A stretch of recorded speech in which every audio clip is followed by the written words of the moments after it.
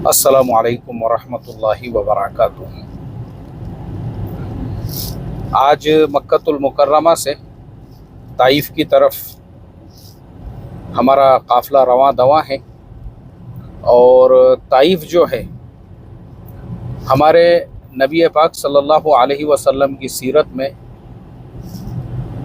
एक अहम जगह रखता है। यानी अगर हम सीरत की किताबों को उठाकर देखेंगे तो बग़ैर ताइफ के वाक़िए के सीरत नामुकम्मल है, क्योंकि ताइफ का जो पूरा वाक़िया है उससे हमको अल्लाह के नबी सल्लल्लाहु अलैहि वसल्लम की क़ुरबानियों का एहसास होता है।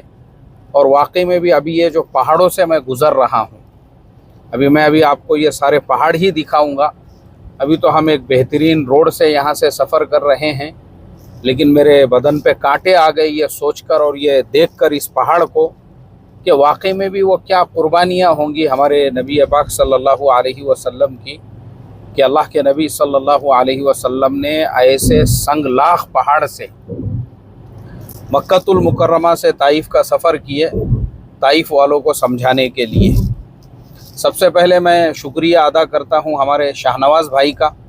ये हमारे ब्रॉडकास्ट के मेंबर है, हमारे साथ में जुड़े हुए हैं माशाअल्लाह। वालेकुम अस्सलाम वरहमतुल्लाहि वबरकातुहू। और इनको जब इत्तला मिली कि हमारा सफ़र है तो इन्होंने सामने से फ़ोन किए। अल्लाह इनकी मोहब्बतों को बेइंतहा कबूल करे, अल्लाह ताला इनको खूब जज़ाए खैर दे।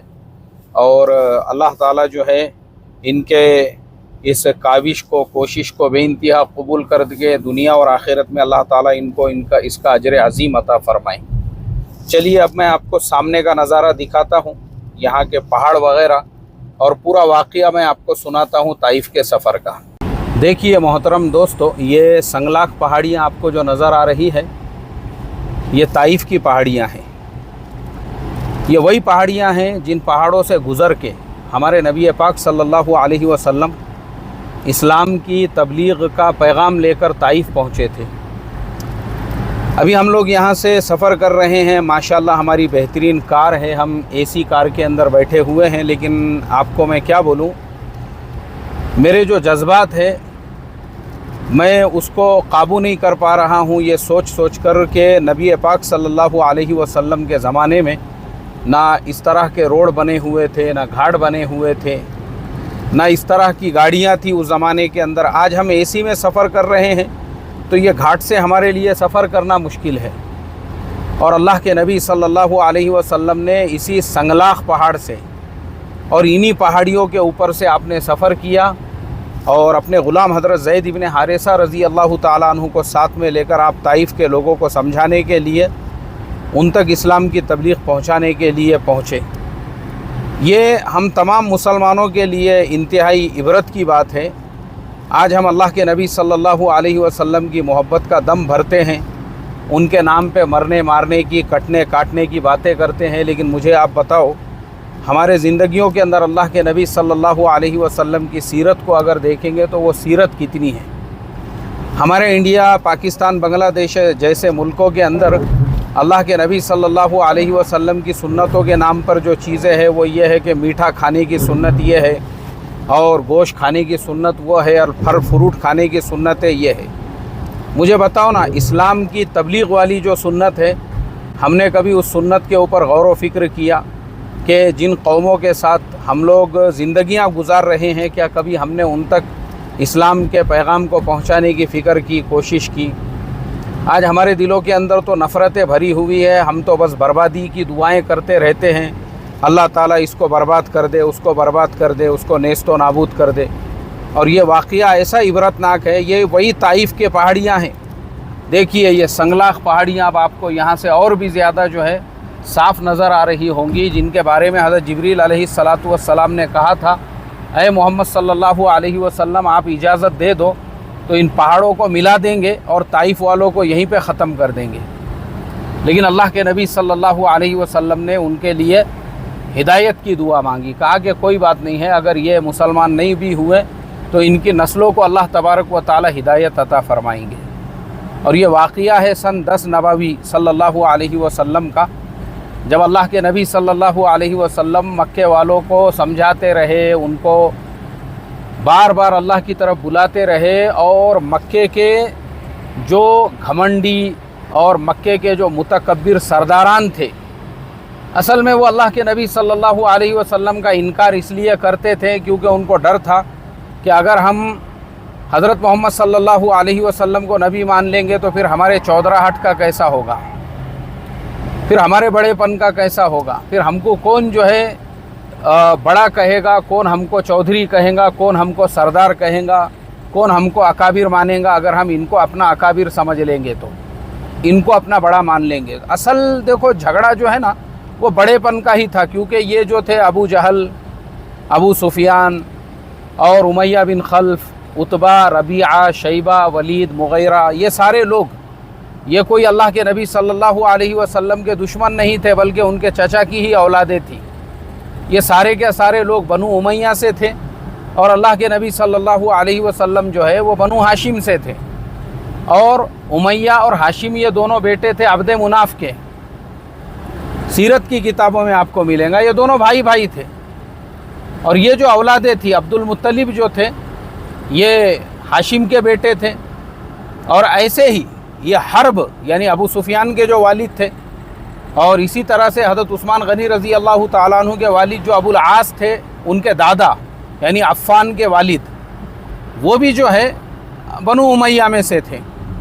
तो ये सारे लोग जो है ये बनु उमैया से थे और अल्लाह के नबी सल्लल्लाहु अलैहि वसल्लम वो बनु हाशिम में से थे। मसला था चौधराहट का, मसला था बड़ेपन का कि भाई हम अपने चचा के बच्चों को जो है चचा के ख़ानदान वालों को बड़ा क्यों माने, अगर हम उनको बड़ा मान लेंगे तो हमारी चौधराहट का कैसा। इसलिए वो लोग अल्लाह के नबी सल्लल्लाहु अलैहि वसल्लम की नबूवत का इनकार करते रहे, आपको सताते रहे, आपको परेशान करते रहे और आपके कलीमे का इनकार करते रहे, आपका उन्होंने बाइकाट किया। और शाब अबी तालिब के अंदर 3 साल बनु हाशिम ने जो गुजारे, और वो गुजारने के बाद जब वो वहाँ से निकले तो अम्मा खदीजतुल कुबरा रज़ी अल्लाह ताला अन्हा का इंतकाल हो गया। उनके इंतकाल के बाद अल्लाह के नबी सल्लल्लाहु अलैहि वसल्लम ने सोचा कि मक्के वाले तो पूरे मेरे मुखालिफत के ऊपर तुले हुए हैं, आपके चचा हज़रत अबू तालिब का भी इंतकाल हो गया था।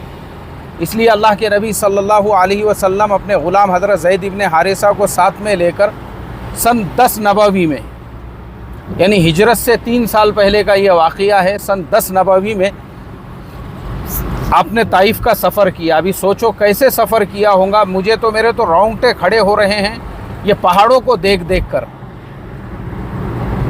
आप देखो ये पहाड़ियाँ हमारे इंडिया के पहाड़ों के जैसी पहाड़ियाँ नहीं हैं। हमारे इंडिया के अंदर जो पहाड़ियाँ होती है उसमें हरे भरे दरख्त होते हैं, उसके अंदर पेड़ पौधे होते हैं, उसमें जंगल होता है। ये पहाड़ियाँ इतनी ख़तरनाक है, इसमें सिर्फ नौकीले पत्थर है, पत्थर ये अगर पैर में चुभ जाए ये पत्थर, और कौन ऐसे पहाड़ों को क्रॉस कर सकता है, पार कर सकता है। आप ज़रा थोड़ा सा तसव्वुर कीजिए। अल्लाह के नबी सल्लल्लाहु अलैहि वसल्लम ने, आपने सुना कि ताइफ के जो लोग हैं वो बहुत ज़्यादा मेहमान नवाज है और वो बहुत अच्छे लोग हैं और वो आपकी बात को सुन लेंगे और वो आपका जो कलीमा है उसको पढ़ लेंगे। बस एक उम्मीद लेकर अल्लाह के नबी सल्लल्लाहु अलैहि वसल्लम हज़रत ज़ैद इब्न हारिसा रज़ी अल्लाह ताला अन्हु को साथ में लेकर ताइफ की तरफ रवाना हुए। अब जब ताइफ में पहुँचे तो ताइफ के 2 बड़े बड़े सरदार थे। एक सरदार का नाम था अब्द या लैल और उसके 2 भाई थे, एक का नाम मसऊद था, दूसरे का नाम हबीब था।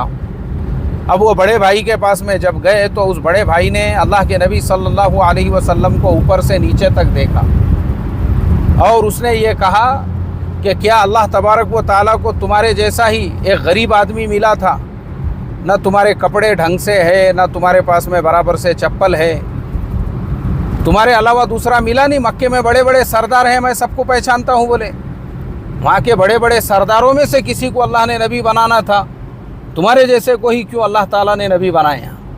इसलिए बोले मैं तो तुम जैसे को तो नबी मान ही नहीं सकता। अब दूसरे भाई के पास में पहुँचे तो उसने कहा कि बोले देखो भाई, अगर तुम वाकई में भी अल्लाह ताला के नबी है तो तुम्हारी बात से इनकार करना, फिर ये अल्लाह ताला के अज़ाब को जो है दावत देना है, और अगर तुम नबी नहीं हैं तो फिर मैं ऐसे झूठे आदमी से बात करना भी गवारा नहीं करता। तीसरे के पास में पहुँचे اب تینوں نے مل کے اللہ کے نبی صلی اللہ علیہ وسلم کا مذاق بنایا۔ آپ دیکھو یہ تینوں کا بھی مسئلہ وہی چودھری پن کا تھا۔ آپ بڑے دھیان سے میری باتوں کو سنو، انڈیا میں بھی آپ کو ایسے بہت سارے دھرم کے ٹھیکیدار، مذہب کے چودھری اور پاکھنڈی ملیں گے، وہ دوسرے کی حق بات کو اس لیے قبول نہیں کریں گے کیونکہ اصل مسئلہ ان کے چودھری پن کا ہے۔ یہ چودھری پن جو ہے، یہ سرداری جو ہے، ہر جگہ پہ لوگ حق کا انکار جو کرتے ہیں اور اپنی منمانی جو چلاتے ہیں، وہ اسی لیے اگر ہم حق کو مان لیں گے تو پھر ہمارے بڑے پن کا کیسا، پھر ہمارے گدی کا کیسا، پھر ہمارے جو ہے مسند کا کیسا، پھر ہم کو کون بڑا بولیں گا، پھر ہم کو کون اکابر بولیں گا، پھر ہم کو کون شیخ طریقت اور پیر طریقت بولیں گا اگر ہم اس کی بات کو مان لیں گے اور سن لیں گے تو۔ اس لیے ہمارے یہاں پہ بھی آج جو ہے نا بہت ساری حق کی باتوں کا انکار ہوتا ہے، اور وہی اللہ کے نبی صلی اللہ علیہ وسلم کے ساتھ میں ہوا۔ طائف والوں نے اللہ کے نبی صلی اللہ علیہ وسلم کی بات کا انکار کیے۔ دیکھیے یہ طائف کا گیٹ ہے، ہم لوگ تقریباً طائف کے ایک دم قریب پہنچ چکے ہیں، اور اب یہاں پہ ہم لوگ داخل ہو رہے ہیں۔ تو طائف والوں نے جب اللہ کے نبی صلی اللہ علیہ وسلم کا انکار کیا تو صرف انکار ہی نہیں کیا، انہوں نے کہا کہ یہ اللہ کے نبی ہونے کا دعویٰ کرتے ہیں تو ایک کام کرتے ہیں، ذرا ان کے ساتھ میں جو ہے نا ہم ایسا سلوک کرتے ہیں کہ یہ جو نبوت کا بخار ہے ان کا اتر جائے۔ اس کے لیے انہوں نے طائف کے جو اوباش لڑکے تھے اور طائف کے جو شریر لڑکے تھے ان کو اللہ کے نبی صلی اللہ علیہ وسلم کے پیچھے لگایا اور کہا کہ ان کو مارو پتھروں سے۔ اب وہ طائف کے اوباش لڑکے اللہ کے نبی صلی اللہ علیہ وسلم کو پتھروں سے مار رہے تھے، اور سیرت کی کتابوں میں یہ ملتا ہے، خود اللہ کے نبی صلی اللہ علیہ وسلم یہ فرماتے تھے کہ مجھے طائف کے سفر میں جتنا ستایا گیا اور پریشان کیا گیا اتنا مجھے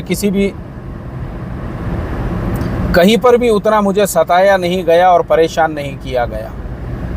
اور جب طائف سے آپ یعنی وہ جو پتھروں سے مار رہے تھے اور آپ واپسی کے راستے پر تھے، وہی طائف کے جو اوباش لڑکے ہیں، اللہ کے نبی صلی اللہ علیہ وسلم کے سر کے بال سے لے کر تو پیر کے ناخن تک پورا جسم لہو لہان ہو چکا تھا، خون میں لت پت ہو چکا تھا، پیر کی جو جوتیاں ہیں اس میں تک خون بھر گیا تھا۔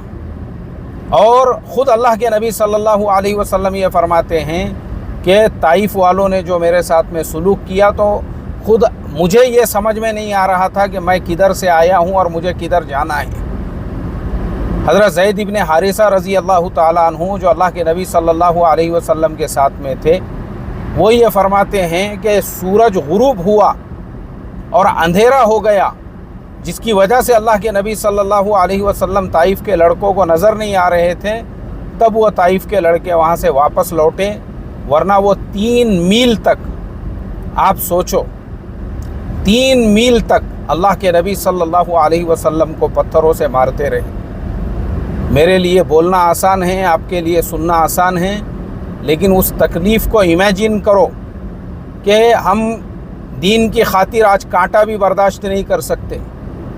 بہت ساری ایسی مسجدیں ہیں جن مسجدوں میں پہلے دین کی محنتیں ہوتی تھی، آج بند ہو گئی۔ کیوں؟ ہمارے اندر برداشت کرنے کا مادہ نہیں رہا۔ ہم کو کسی نے ذرا کچھ بول دیا، ہم لڑائی جھگڑوں پہ اتر گئے، اور ہم جو ہے میرا مقام پتہ نہیں ہے، میرا مرتبہ آپ کو معلوم نہیں ہے، میں کون ہوں، میں کیا ہوں، تو ہمارے اندر گھمنڈ اور اکڑ ایسے کوٹ کوٹ کے بھرا ہوا ہے۔ ہم نے دینداروں کے جو لباس پہنے ہوئے ہیں اور ہماری جو دینداروں جیسی وضاحت ہے، وہ صرف اور صرف ایک دکھاوا ہے، ایک ریاکاری ہے اور ایک اپنے دل کو اطمینان ہے۔ باقی ہمارے اندر عزت نفس کے نام پہ یا سیلف رسپیکٹ کے نام پہ اتنا گھمنڈ، اتنا اکڑ ہمارے اندر، اتنا کبر جو ہے وہ کوٹ کوٹ کے بھرا ہوا ہے کہ دین کی خاطر ہم کسی کی بات کو بھی برداشت نہیں کر سکتے، دین کی خاطر ہم کسی مسجد میں مخالفت کو بھی برداشت نہیں کر سکتے، دین کی خاطر اگر ہم کو کسی نے کچھ کہہ دیا ہم وہ بھی برداشت نہیں کر سکتے۔ میں ایسی کئی مثالیں آپ کو دے سکتا ہوں۔ ایک مسجد کا خالی واقعہ سنا کے میں بات کو پھر اپنے ٹاپک کے اوپر آؤں گا۔ ایک مسجد کے اندر پہلے دین کی محنت ہوتی تھی، میں ایک دن وہاں پہ نماز کے لیے گیا، ان لوگوں نے مجھے باہر ہکال دیے، میرا لباس، میرے کپڑے وغیرہ دیکھ کر۔ تو میں بولا بھائی آپ لوگوں کو میرے جیسے لباس والے سے اتنی دقت اور تکلیف کیوں ہے؟ تو وہاں پھر ایک ساتھی ملے پہچانت والے، انہوں نے کہا کہ پہلے اس مسجد کے اندر بھی یہ لوگ 100% وہی کام کرتے تھے جو کام کی آپ دعوت دیتے ہیں۔ لیکن یہاں پہ ایسا ہوا، بولے کچھ مہمان باہر سے آئے ہوئے تھے، اب کسی مہمان نے جو ہے اپنے کپڑے سکھانے کے لیے مسجد کے صحن کے اندر ڈالا، اور ایک مقامی بوڑھے میاں بڑے میاں آئے تھے جو یہ مسجد کے ذمہ دار تھے، انہوں نے کہا بھائی ایسا صحن میں کپڑے سکھانے کے لیے مت ڈالو، کپڑے اوپر چھت پہ لے جا کر ڈالو یا رسی کے اوپر ڈالو۔ تو بولے پھر وہیں پہ ایک اکابر صاحب آ گئے، اور وہ اکابر صاحب میں اور وہ مقامی جو ذمہ دار تھے دونوں میں حجت ہو گئی، تیری میری ہو گئی، چلا پکار ہو گئی۔ اکابر صاحب کا بولنا یہ تھا کہ تم نے ان کو ایسا کیوں بول دیا، ویسا کیوں بولے۔ انہوں نے بولے بھائی میں نے کون سی غلط بات بولا، بری بات بولا۔ اس کے بعد میں وہ جو مقامی ذمہ دار صاحب تھے ان میں اور اکابر صاحب میں جو حجت ہوئی، اس کے بعد انہوں نے فوراً کمیٹی ٹرسٹ کے لوگوں کو بلائے، ایک ہنگامہ ہوا، اور یہ جو جناب تھے انہوں نے سارے مہمانوں کو بولے چلو ہم یہ مسجد چھوڑ دیتے ہیں، اب یہاں سے ہم دوسری مسجد میں چلیں گے، بولے یہاں کے مسجد میں ابھی اس کے بعد میں نہیں آئیں گے۔ اب وہاں کے بھی جو مسجد کے ذمہ دار تھے انہوں نے کہا ٹھیک ہے، آج کے بعد ہم بھی جو ہے اس مسجد کے تالے بند کر دیتے ہیں، دروازوں کو، اس کے بعد بھی ہم تم جیسے لوگوں کو نہیں آنے دیں گے۔ انہوں نے مسجد میں بورڈ لگا دیے، اور بولے وہ مسجد جس مسجد میں پچھلے 40 سالوں سے لوگ یہ کام اور محنت کر رہے تھے، آج آپ اس مسجد میں پیر بھی نہیں رکھ سکتے ہیں۔ آپ کے جیسے لباس والے کو دیکھتے ہی وہ لوگ باہر کا راستہ اسی لیے بتا دیتے کیونکہ یہ ہمارے اخلاق ہیں۔ ہم کسی کی کڑوی کسیلی بات کو بھی برداشت کرنے کے لیے تیار نہیں ہے۔ ہمارے اپنے انڈیا جیسے ملکوں میں ہمارے پاس میں جتنے الفاظ ہیں وہ سب پوپٹ کے جیسے زبان پر ہے۔ کیوں؟ ہمارے نفس بہت موٹے ہو چکے ہیں، اس میں گھمنڈ، تکبر، اکڑ ایسے کوٹ کے بھرا ہوا ہے، اور ہمارے صرف الفاظ ہے، اور ہمارے پاس میں صرف باتیں ہیں، اور ہمارے یہاں پہ صرف لباس ہے۔ باقی دین کی خاطر ہم کوئی قربانی نہیں دے سکتے۔ ایک بات یاد رکھو، ہم تو دین کی خاطر دسترخوان پہ اگر ہماری پسندیدہ چیزیں نہیں ہیں وہ بھی گوارا اور برداشت نہیں کر سکتے ہیں، تو یہ ایسی قربانی کہاں سے دیں گے؟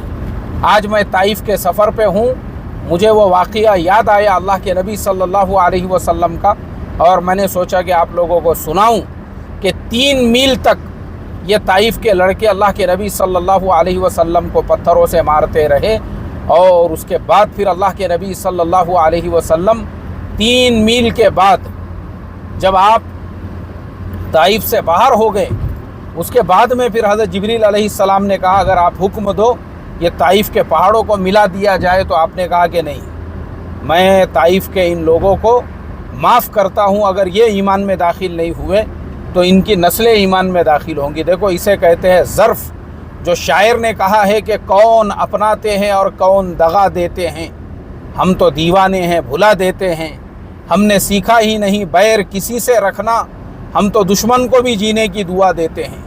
یہ ہمارے نبی پاک صلی اللہ علیہ وسلم کے اخلاق تھے، اور آج ہمارے زمانے میں حال یہ ہو چکا ہے کہ کسی کے اگر نظریات کا بھی ہمارے سے اختلاف ہو جائے، خیالات کا بھی اختلاف ہو جائے، ہم کسی کو فتنہ، کسی کو شیطان، اور پتہ نہیں کیسے کیسے الفاظ سے نواز دیتے ہیں، اور ہم اپنے ہی آپس میں ایک دوسرے کو، کوئی کسی کو ابو جہل بول رہا ہے، کوئی کسی کو ابو سفیان بول رہا ہے، کوئی کسی کو پتہ نہیں کیا کیا لوگ بول دیتے ہیں، اور ان کو اس چیز کا خیال بھی نہیں ہوتا ہے، اور ہم نام لیتے ہیں اللہ کے نبی صلی اللہ علیہ وسلم کا کہ انہوں نے 3 میل تک پتھر برسانے والوں کو معاف کر دیے، اور آج ہمارے زمانے میں سگے باپ کو اولاد معاف کرنے کے لیے تیار نہیں ہے، یا اولاد کو سگا باپ معاف کرنے کے لیے تیار نہیں ہے، یا بھائی کو معاف کرنے کے لیے تیار نہیں ہے، اور رشتہ دار کو معاف کرنے کے لیے تیار نہیں ہے۔ ذرا سی بات پہ سے بولے فلانے نے مجھے سلام نہیں کیا تھا اس لیے میں پچھلے 10 سالوں سے اس سے بات نہیں کرتا ہوں۔ یہ ہے انڈیا میں مسلمانوں کے زوال کی سب سے بڑی وجہ۔ اگر یہ اخلاق ہمارے اندر ہوتے نا تو آج پورے ملک میں ہدایت کی ہوائیں چلتی تھی۔ تو اللہ کے نبی صلی اللہ علیہ وسلم نے ان کو معاف کیا اور کہا کہ ان کی نسلیں ایمان میں داخل ہوں گی۔ تو میں آپ کو بتا دوں کہ بعد میں انہی طائف والوں میں جن کا جو قبیلہ بنو ثقیف سے تعلق رکھتے ہیں، یہ بنو ثقیف سے پھر حجاج ابن یوسف ثقفی اور اس کا بھتیجا محمد ابن قاسم ثقفی، یہ اسی طائف سے نکلے۔ حجاج ابن یوسف اس نے قرآن کریم کے اندر زبر زیر لگانے کا کام کیا، جو ہمارے جیسے انڈیا، پاکستان، بنگلہ دیش کے لوگ آج قرأت کے بڑے بڑے مقابلے کرتے ہیں مگر ایک لفظ کا ترجمہ سمجھ میں نہیں آتا۔ تو چلو خیر، کم سے کم حجاج نے اتنا احسان تو کیا کہ ہمارے جیسے عجمی ملکوں کے جو لوگ ہیں وہ ज़बर ज़ेर اور हा और क़ाफ के अंदर ही जो है आइन और गैन निकालने में ही ज़िंदगी भर की मश्क लगाते रहे, भले हमको जो है तर्जुमा समझ में ना आए। तो ये हज्जाज इब्न यूसुफ का एहसान है। और हमारे मुल्कों में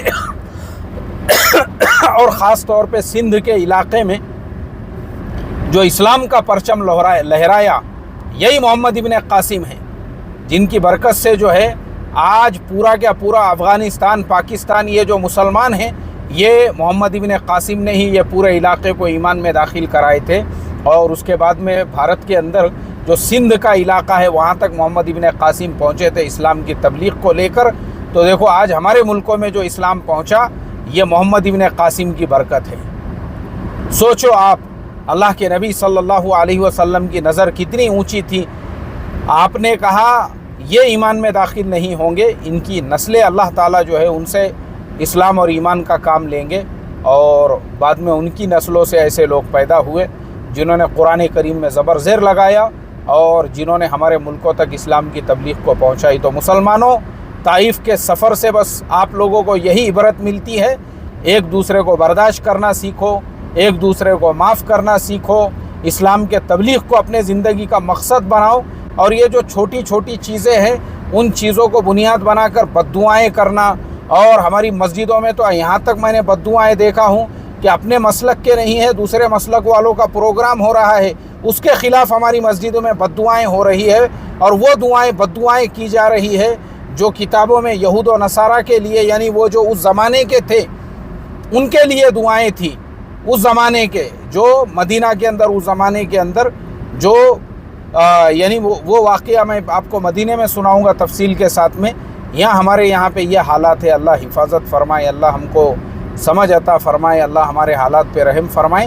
तो ताइफ़ से अब हम लेते हैं आप सभी लोगों से इजाज़त, इस उम्मीद के साथ में कि आप सब लोग इस वाक़ये से इबरत हासिल करके अपने जो है घरों में एक दूसरे को माफ़ करके, अपने दिलों को बड़ा करके, और ये जो घमंड, ये जो अकड़, ये जो तकब्बुर है, कुछ काम आने वाला नहीं है।